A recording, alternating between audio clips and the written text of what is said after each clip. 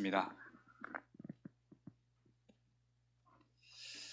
금주 수요일은 세계 렘넌트 대회와 함께 진행되기 때문에 예배 시간이 좀 당겨질 것 같습니다. 교회 카톡방을 통해서 우리 WRC 스케줄을 다시 한번 올리도록 그렇게 하겠습니다. 참조해 주시기 바랍니다. 24 기도의 망대를 어떻게 세울 것인가? 이게 우리가 도전해야 될 부분인데요. 아침에 일어나서 누워서 그냥 편안하게 호흡을 천천히 하시면서 들숨 5초, 또 날숨 5초, 10초잖아요. 한 번 할 수 있는 거죠. 그렇게 하면서 말씀 묵상하면 됩니다. 또 시간 되시는 분들은 말씀을 틀어놓고 들으면서 천천히 이렇게 하시면 되고, 또 렘넌트들은 망대 기도 단어 하나씩 묵상해 보세요.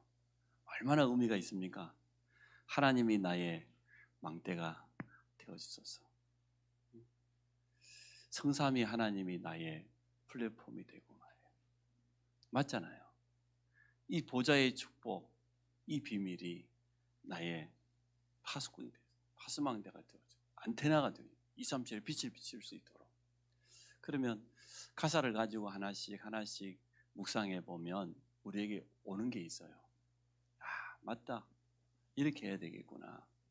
그래서 아침에 일어나시거든 편안하게 호흡을 천천히 이렇게 하시면서 깊이 또 들이마시고, 그래서 우리 몸 안에 모든 각 기관에 산소가 충분히 공급되어질 수 있어요. 그래야 이제 맑은 정신이 생겨나니까요. 또 그렇게 기도하시고, 진짜 24 기도의 망대를 세우려고 하면 이게 있어야 됩니다. 기도 노트 있어야 됩니다. 기록으로 남기지 않으면 역사가 될 수 없고 작품이 될 수가 없는데, 아무리 작은 것이라도 기록으로 남기면 그게 역사요. 그게 결국은 작품이 되어집니다. 굉장히 전쟁도 잘하고 뛰어난 민족이 있다고 하지만 글자가 없는 민족은 남는 게 없어요. 우리가 신앙생활을 어떻게 했는지, 또 기도를 어떻게 했는지 기도 노트를 가지고 기록으로 남겨놓으면 우리 자녀들 앞에 보여줄 수 있습니다. 또 우리 후대들을 기도 훈련시킬 수 있습니다. 이 자리는 렘넌트들도 그렇게 하셔야 돼요. 여러분이 정말로 기도하기를 원한다고 하면 꼭 필요합니다. 하나님이 오늘 내게 주시는 말씀, 언약이죠. 이거 간단히 기록하고, 또 말씀 속에 찾은 기도 제목, 또 미션 이런 거 기록하고, 내 하루 종일 있는 일들 저녁 시간에 기록하면 더 좋죠. 오늘 있었던 일, 만남, 스케줄 이런 것들을 간단하게 말씀을 중심으로 기록해 놓으면 그게 나중에는 굉장히 증거가 되어집니다. 또 작품이 되어집니다. 나는 이때 이렇게 기도했구나. 점검도 되어지고 굉장히 좋습니다. 그래서 조금 많이 움직이시는 분들은 간단하게 들고 다닐 수 있는 포켓에 넣을 수 있는 걸로 준비하시고, 또 가정주부들은 집에서 할 수 있잖아요.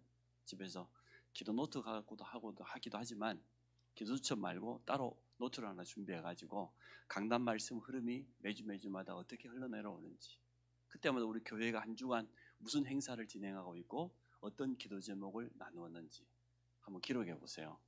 여러분 개인에게 있었던 거, 가정에 있었던 거, 또 산업 현장에 있었던 것을 기록으로 남겨놓으면 어떻게 되겠습니까? 하나님 응답이 아주 구체적으로 세밀하게 오게 될 겁니다.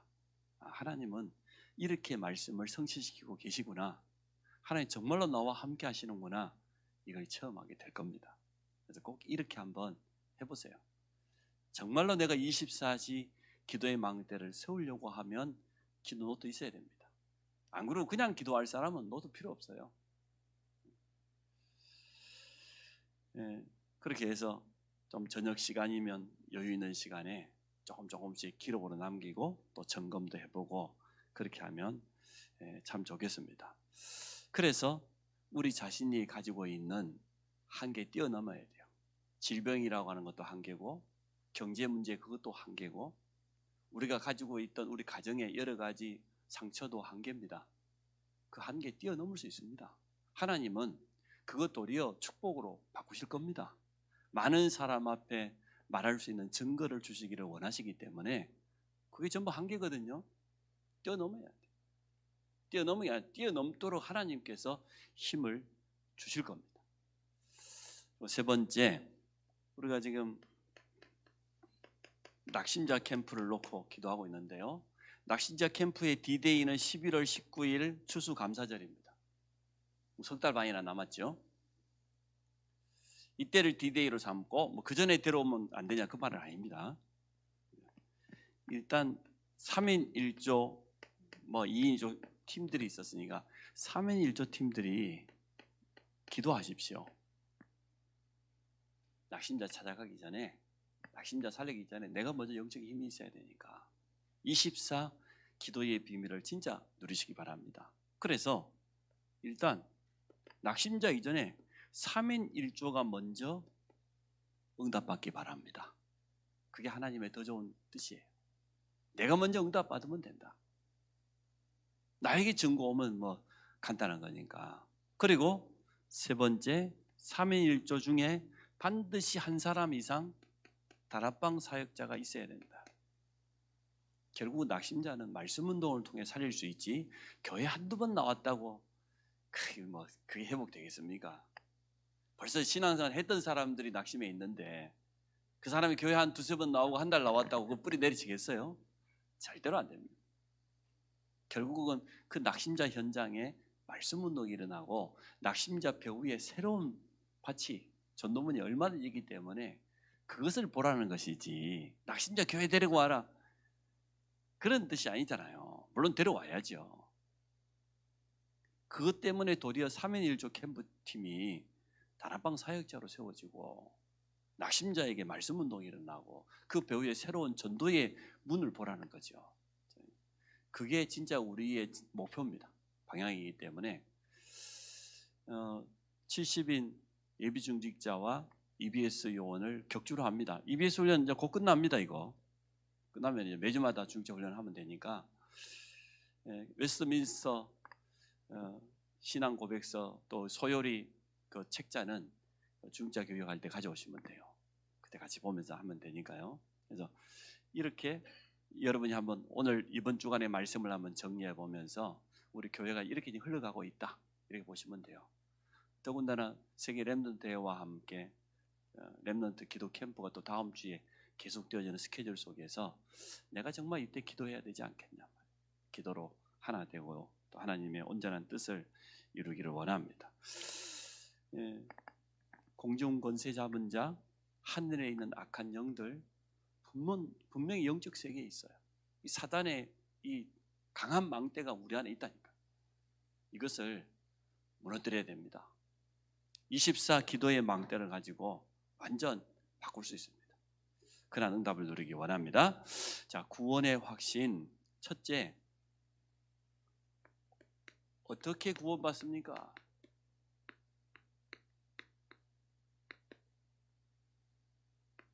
예수 믿음으로 구원받죠. 다른 방법이 없습니다. 자, 그래서 첫 번째 보니까 믿어야 구원받는다. 뭘 믿으라는 겁니까? 우리 인간의 근본 문제, 이 땅의 문제를 원인을 알지 못하는데 어떻게 해결할 수 있겠습니까? 창세기 3장. 쉽게 말하면 사단의 활동, 원죄, 지옥 권세. 불신자들은 까마득히 모르고 있습니다. 모르는 게 아니라 아예 생각조차도 없어요. 성경은 가장 중요하게 말해놓고 있습니다. 우리 인간은 뭐냐? 하나님의 형상 가진 영적 존재이기 때문에 하나님과 함께하도록, 하나님과 함께할 때 받았던 축복이 에덴의 완전한 축복이었습니다. 그 축복을 누리는 길은 한 가지밖에 없어요. 선악과를 먹지 말라. 하나님과의 계약입니다. 창세기 3장은 뭡니까? 그 계약이 파괴돼 버린 거예요. 하나님을 떠나버린 거예요. 영적인 죽음입니다. 악한 사단에게 장악되어서 결국은 지옥 갈 수밖에 없는 운명입니다. 여기서 건져내는 것을 구원이라고 말하거든요. 이걸 모르는데 구원받을 필요가 없죠, 불신자는. 그러니까 아니 창세기 3장도 모르고 사단도 모르는데, 제가 뭔지도 모르는데 그 사람들은 구원과 전혀 상관없어요. 그렇게 살다 가는 거예요. 그래서 무지라고 하는 거, 가장 중요한 영적인 사실을 모르는 게 제일 큰 죄예요. 무지가 가장 큰 죄라. 하나님이 계신데 모르고, 사단이 지금도 공개하고 있는데 모르고, 영원한 내세 천국과 지옥이 있는데 모르고, 그게 가장 큰 죄입니다. 그래서 하나님은 이 문제를 해결하기 위해서 독생자를 보내신 거죠. 구약은 예언이고 신약은 성신. 그분이 누구냐? 예수입니다. 그분이 무슨 일을 하셨냐? 그리스도의 일을 하셨어요. 예수가 그리스도의 일을 하셨다. 이 사실을 실제로 믿어야 돼요. 그리스도께서 십자가와 부활을 통하여서 우리의 모든 문제를 다 해결하셨다. 구원의 길을 이제 열어놓으셨다. 당당하게. 이 사실을 믿어야 될 거 아니에요.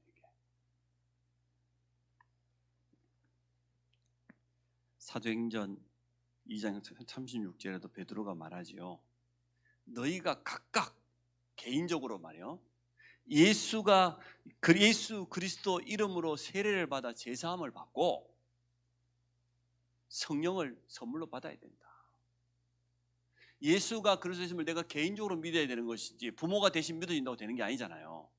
내가 믿고 정말 그 이름으로 세례라고 하는 건 죄 씻음을 받는다, 죄 용서 받는다는 뜻이기 때문에 이 창세기 3장의 원죄에서 우리가 용서받고, 그때 성령께서 우리 안에 영원히 성전 삼으시고 거하시는 것, 이것을 구원이라고 말합니다. 이 사실을 믿어야 돼요. 두 번째, 믿는다는 증거로 시인, 고백입니다. 정확히 말하면 신앙 고백입니다. 그냥 고백이 아니고. 자, 단계를 세 단계로 설명했습니다. 아는 단계,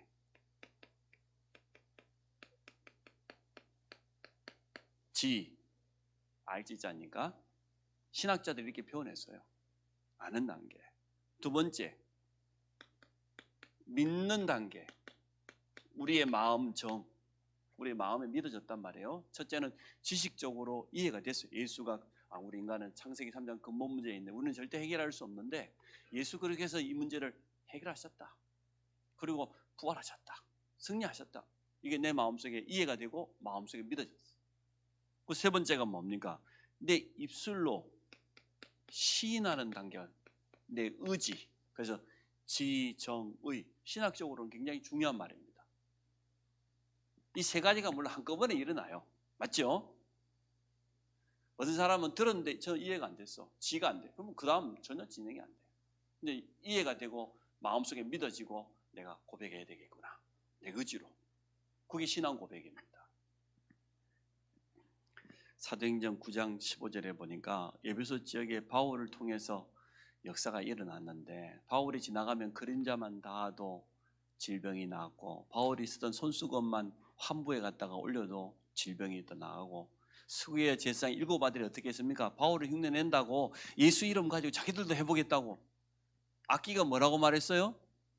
내가 예수도 알고 바울을 아는데 너는 누구냐? 귀신도 알아요. 이게 우리가 쓰는 말로 귀신같이 아는 거지. 여러분이 진짜인지 가짜인지 귀신도 알아요. 무당도 압니다. 확인하고 싶으면 찾아가 보시면 될 겁니다. 용하다는 무당을 찾아가야지 가짜가 놓으면 전혀 모릅니다. 세 번째, 믿고 시인하는 것도 하나님의 은혜로 되는 것이다.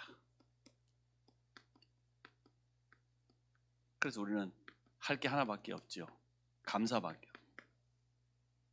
예수가 그리스도라는 이 사실이 믿어지는 것, 영세 전부터 창세 전부터 구원주식으로 작정된 사람만 이해가 되지 아무나 이해되는 게 아닙니다.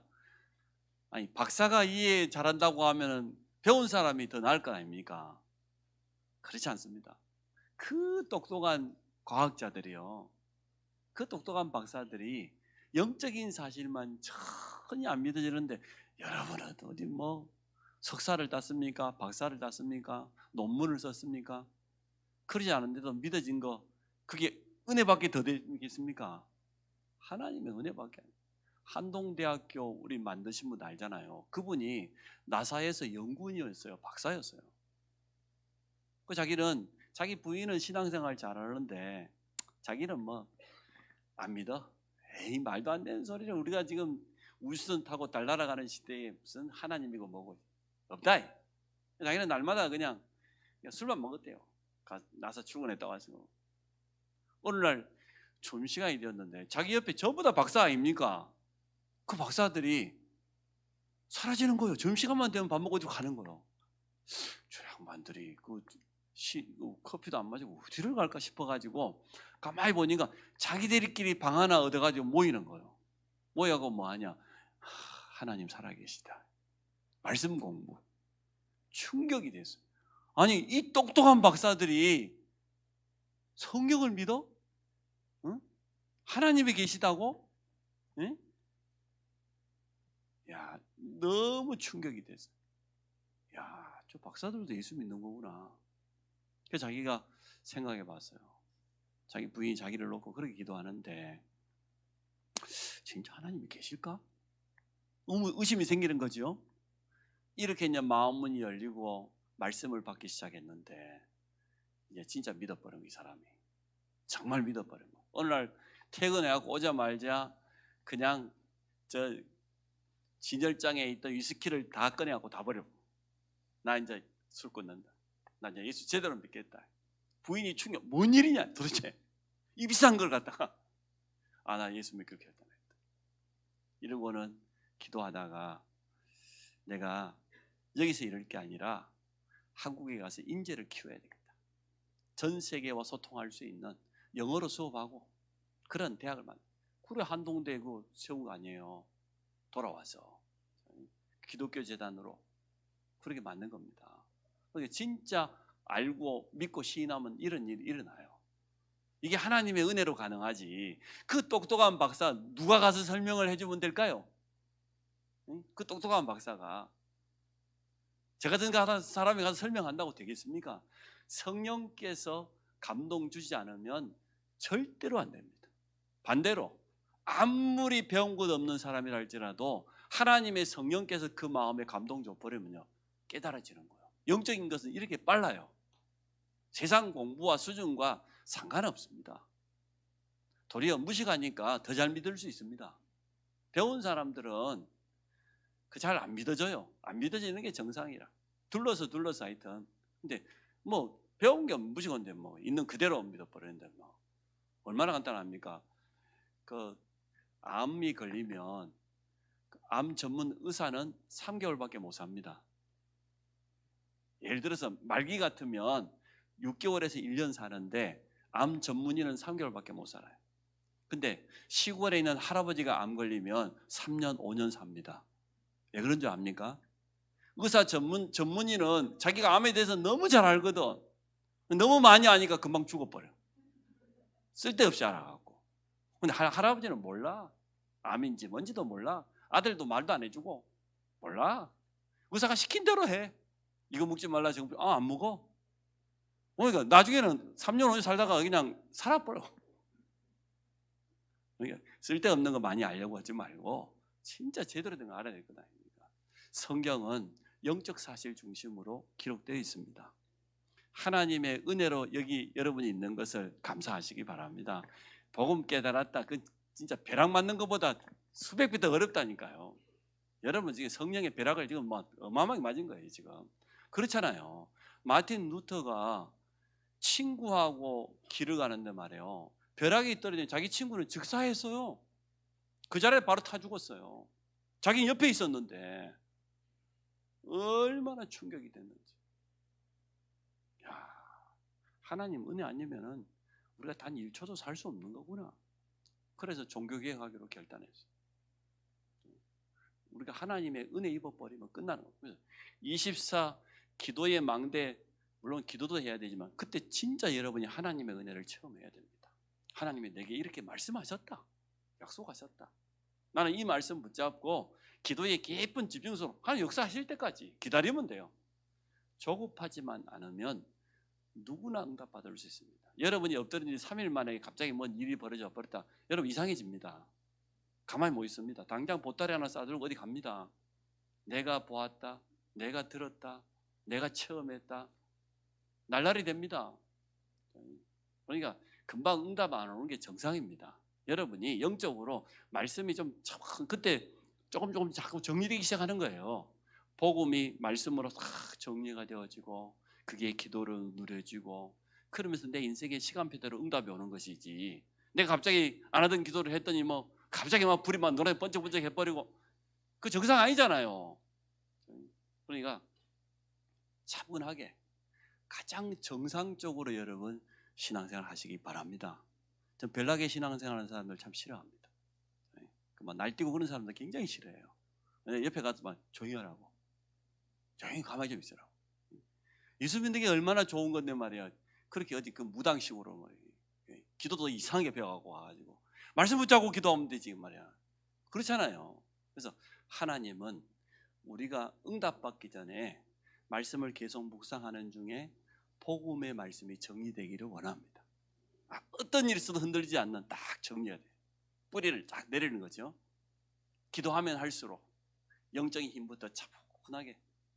사람이요, 뿌리가 깊어야 위에 줄기나 열매가 제대로 되는 것이지, 뿌리가 약한데 줄기가 너무 크다, 가지가 많다, 바람 불면 금방 넘어져요.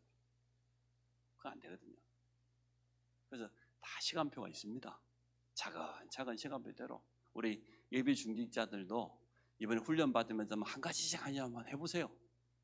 진짜 훈련 받은 대로 한번. 나는 70명의 사람에게 영향 줄 수 있는 중직자다. 70 현장에 빛을 전하는 중직자다.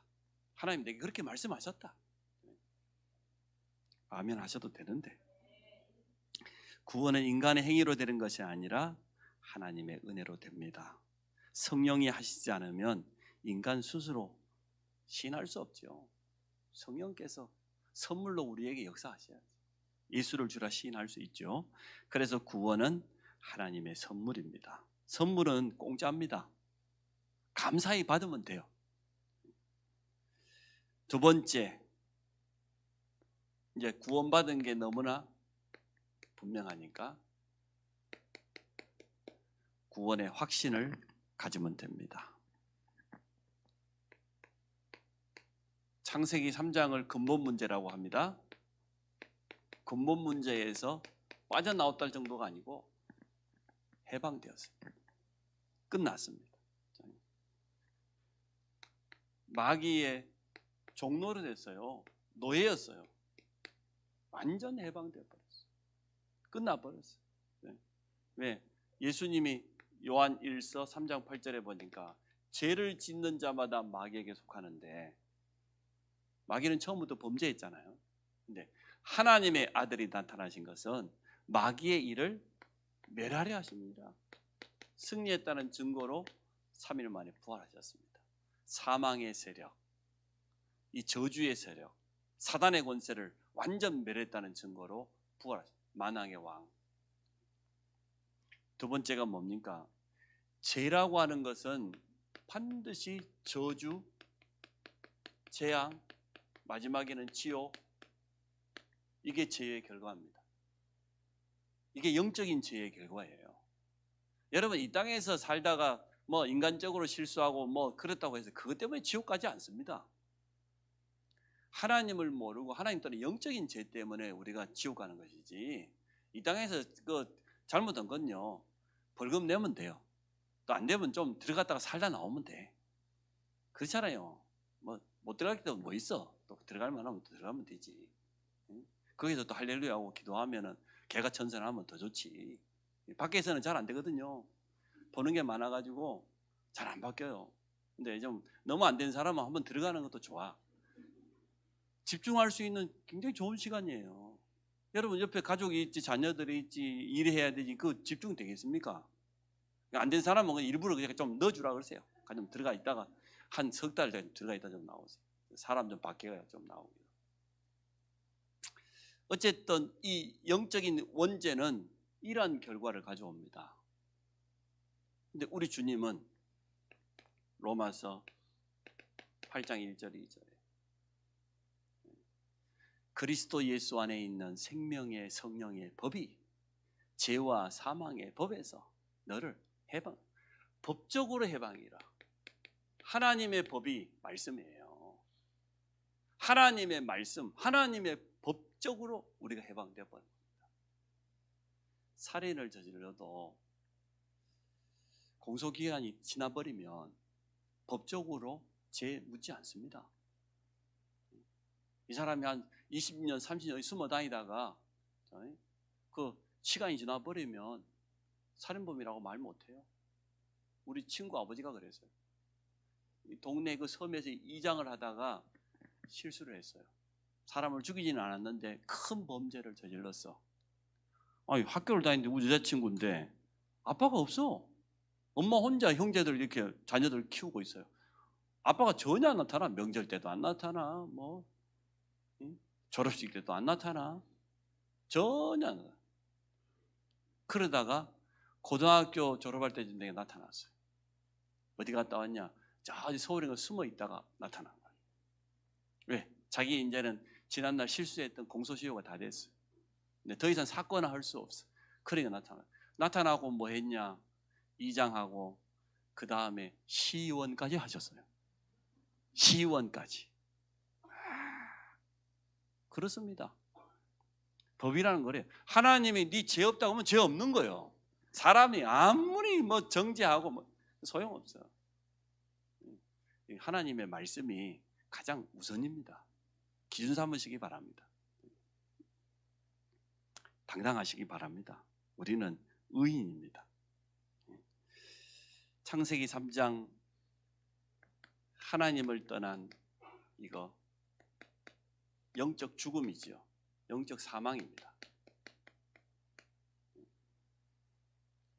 근데 우리 안에 영원한 생명이 들어와 버렸어요. 그래서 요한복음 14장 6절 내가 길이요 진리요 뭐예요? 생명이라. 영적으로 죽었으니까 생명이 필요하지. 영원한 생명으로 우리 안에 들어와 버렸습니다. 두 번째, 근본 문제로 결과로 찾아온 불신자 6가지 운명. 여기서 완전하게 해방되어 버린 겁니다. 불신자는 아까 말했듯이 신분 자체가 멸망 신분이에요. 마귀 자녀니까 멸망 신분이야. 그런데 이제는 우리는 요한복음 1장 10절 영접하는 자 곧 그리입니다. 하나님의 자녀가 되는 권세를 주셨으니 하나님의 자녀는 거 아니고 고린도전서 3장 16절에 보니까 성전 삼으시고 성령께서 함께 하시는 신분이 되어버렸어요. 두 번째가 뭡니까? 불신자는 하고 싶어 하는 게 아닙니다. 어쩔 수 없이 우상 숭배합니다. 어쩔 수 없이 조상제사 지내고 귀신 섬기고 어디 가서 굿하고 점하고 부적 갖다 붙이고 하고 싶어 하는 게 아니에요. 고사 지내고 기도하고 뭐 먹으면 되는데 돼지고기도 못 먹고 뭐 개고기도 못 먹고 별의별 일이 있어요. 하여튼 그 사람들은 걸려 있는 게 너무 많아. 그게 우상 숭배하는 불신자는 그래요. 아무 날짜에도 뭐 못해요. 조상 몇 자리도 그 방향 잡아야 돼. 지가 안 불러다가 그 결혼하는 것도 못해. 궁합 사주 궁합 봐야 돼. 그게 불신자의 운명이라. 불쌍하지요. 그게 마귀 자녀가 맞다는 증거 아닙니까? 그게 운명에 빠져 산다는 게 맞잖아요. 여러분 그 뭐 결혼할 때 우리 저기 태영아 부부들 뭐 날 잡았어요? 우리는 뭐 주일날만 빼고 뭐 주일날도 했지. 오후 예배 때 우리 결혼 몇 번 했으니까. 오늘 뭐 아무 상관없어. 예배에만 방해 안 된다고 하면 불신자는 그렇지 않아요. 여기 그대로. 그럼 우상 숭배하면 어떻게 됩니까? 출애굽기 20장 4절 5절 하늘에 있는 것 땅에 있는 것 땅 아래에 있는 그 어떤 것 형상 만들지 말고 그것들에게 절하지 말라. 우상 숭배하는 자의 죄를 갚되 하나님은 후손 3, 4대까지 저주가 임한다고 그랬어요. 근데 성경은 반대로 뭐라고 말하면 하나님을 사랑하는 자, 그 계명을 지키는 자는 몇 대까지? 천대까지 하나님 축복하고 책임진다 그랬잖아요. 우리는 우상 숭배하지 않습니다. 우리는 예배자입니다. 우리의 경배의 대상은 오직 하나님 한 분밖에 없습니다. 나머지 다른 신은 다 거짓신이에요. 전부 사단 귀신이에요. 참 하나님은 여호와 한 분밖에 없어요. 우리 예배를 받으실 분은 그분밖에 없어요. 우리 얼마나 감사합니까? 그 차에 보면은 막 부적 붙여놓고 그다음에 막 이렇게 염주 비싼 거 걸어놓고 어떤 사람은 또 불상 갖다 붙여놓고 그런 사람 많잖아요. 그런 식으로 뭐 물고기 같은 거 붙이면 안 돼요. 그 초대교회가 그 물고기 표시가 예수 믿는다는 표시인데 교회 초대교회는 본래 그렇게 했어요. 피박 당할 때였으니까 표시 안 내도록 이렇게. 근데 뭐 보면 가끔 가다 보면은 그 뒤 범퍼에다 물고기 붙여놓고 그냥 담배 뻑뻑 피고 있고 그냥 막 신호도 하나도 안 지키고 그냥 하나님 영광 다 가리고 그냥 그게 여호와의 이름을 망령되게 일컫는 거야. 붙이지를 말든가. 그러면 요 공도 읍내에 가끔 돌아다녀요. 오래된 프라이드가 뭔가 하여튼 뭐 똥차에다가 막 주 예수를 믿어라 막 지금 막 이라고 막 천국 지옥 붙여놓고 근데 좋은 차를 타고 다니던가 쪽팔리게 싸구리 갖다 버려도 돈도 안 되는 저 차에다가 뭐 예수 구원 불신 지옥 진짜 차를 갖다 차보고 싶다. 그러면 안 돼. 하여튼 사주팔자 운명에서 예배하는 사람으로 바뀌었습니다. 정신 문제, 틀린 생각, 올바른 생각이 기도입니다. 많은 기도 제목이 필요한 게 아니라 말씀 딱 붙잡고 올바른 믿음 고백하고 믿음의 생각하는 게 기도예요. 그 자체가 기도예요. 그러니까 우리가 이 망대 기도 들어보니까 맞잖아요. 하늘로부터 보좌로서 임하는 그 힘 내게 필요합니다. 올바른 생각이잖아요. 맞지 않습니까? 하나님이 나의 망대가 되게 하소서. 내가 어디를 배경으로 삼겠습니까? 하나님이 진짜 내 배경이지. 성삼위 하나님이 나의 플랫폼이 되고 우리 성삼위 하나님의 영으로 충만하면 응답받으면 그게 플랫폼이에요. 내가 응답받으면 플랫폼이라. 응답받으면 다른 사람이 와야 돼. 요셉에게 찾아와야 돼. 다윗이 응답받으니까 모든 사람이 찾아오는 거예요. 그게 플랫폼 아닙니까? 그래서 틀린 생각을 다 버리시기 바랍니다.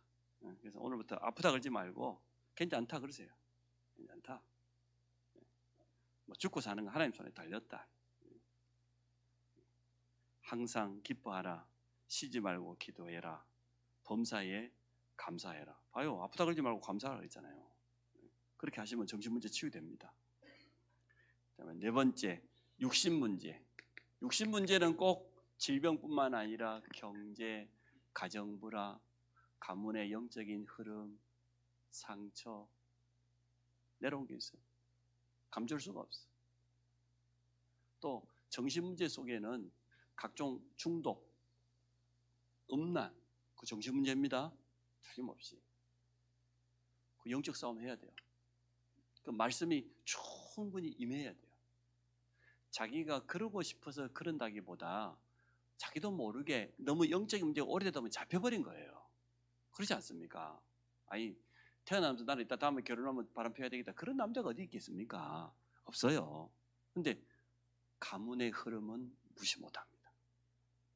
가문의 영적 흐름은 무시 못합니다. 특히 종갓집, 제사 많이 지내는 집안, 특별한 종교 가지고 있는 집안, 예수도 안 믿으면서 교회 3대, 4대, 5대 다니는 집안은 더 심해요. 이거 심각한 영적 문제 있어요. 그래서 저는 음란 100% 영적 문제다. 100% 정신 문제다. 가문의 흐름이다. 딱 따라갑니다. 여러분 보시면 그잖아요. 부모 이혼하면 자녀 이혼하기 쉽습니다. 가정 잘 지켜야 돼요. 자녀를 생각해서라도 언약 붙잡고 어쨌든 좀 기도하시면서 참고 또 다른 사람 만나봐야 더 힘들어요. 나는 아까워서도 못하겠어. 안 아까워. 내가 30년 동안 한 여자한테 맞춰왔는데 그걸 다른 사람 또 맞춰. 그 짓을 어떻게 해. 난 도무지 상상만 해도 까맣게 막 하얘져 버려. 지금도 맞추고 사는데 물론 본인은 저한테 다 맞춰요. 나는 그래도 나도 맞춰요. 여러분 안 맞추는 걸 알고 있는데 저도 맞추려고 했어요. 잘 안 돼서 그렇지. 제가 영적 문제가 그거거든요. 근데 그걸 딴 사람 혼자 살아보라고 서러워요. 혼자 살지 마세요. 할 수만 있으면 하여튼 두 눈만 달려 있으면 데리고 와서 같이 사세요. 같이. 그게 하나의 뜻이라. 자, 육신 문제에서 벗어나서 하나님 주시는 축복이 이제 눈에 보이도록 나타나는 거죠. 그동안은 감춰져 있었는데 이제는 시간 지나면서 가정도 회복되고 자녀 관계도 회복되고 부부 관계도 회복되고 산업도 회복되고 건강도 회복되어지고 참 감사할 일이죠. 지옥 내세입니다. 내세.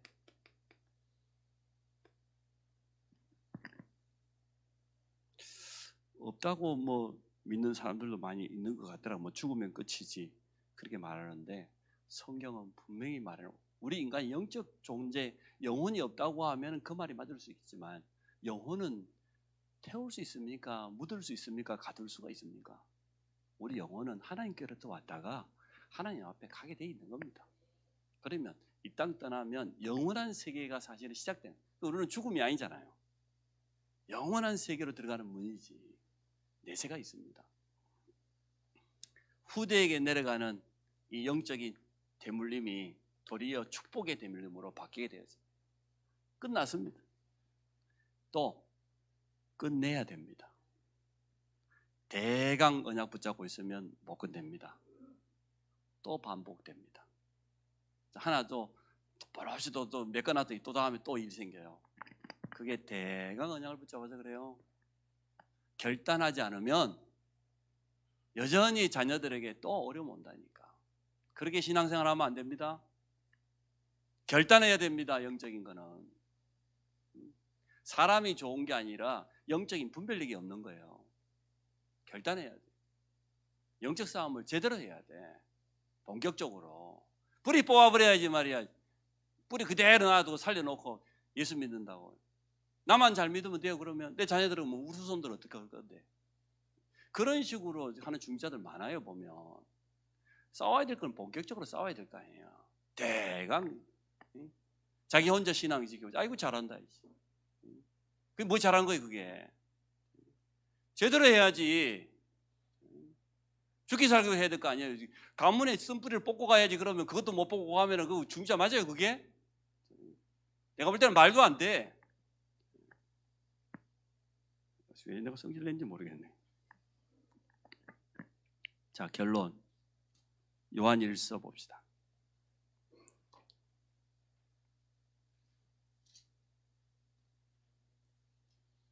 요한일서 11절로 13절입니다. 14절까지입니다. 결론입니다. 자, 봅시다. 시작.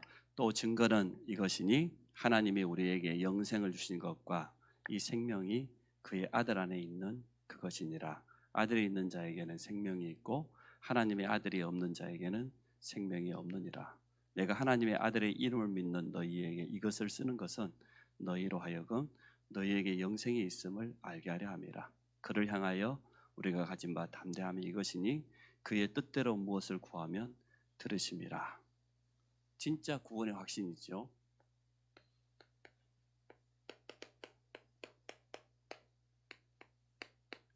증거는 이것이니, 우리가 구원받은 증거가 뭡니까?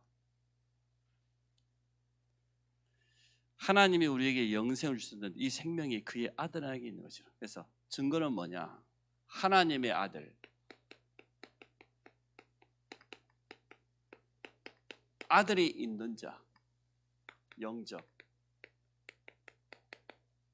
생명이 있고 아들이 없는 자는 생명이 없다. 이게 증거예요. 우리 안에 예수 그리스도가 정말로 거하시냐? 그게 구원의 증거입니다. 뭐 교회를 오래 다니다 안 다녔다, 헌신을 많이 했다 안 했다, 뭐 그게 아니고 내 안에 정말로 예수가 그리스도라고 믿는 믿음이 있냐 말이야. 그분을 내 안에 영접했다고 하면 확실히 구원받은 거예요. 두 번째, 예수 그리스도는 생명입니다. 그냥 생명이 아니고 영생이에요.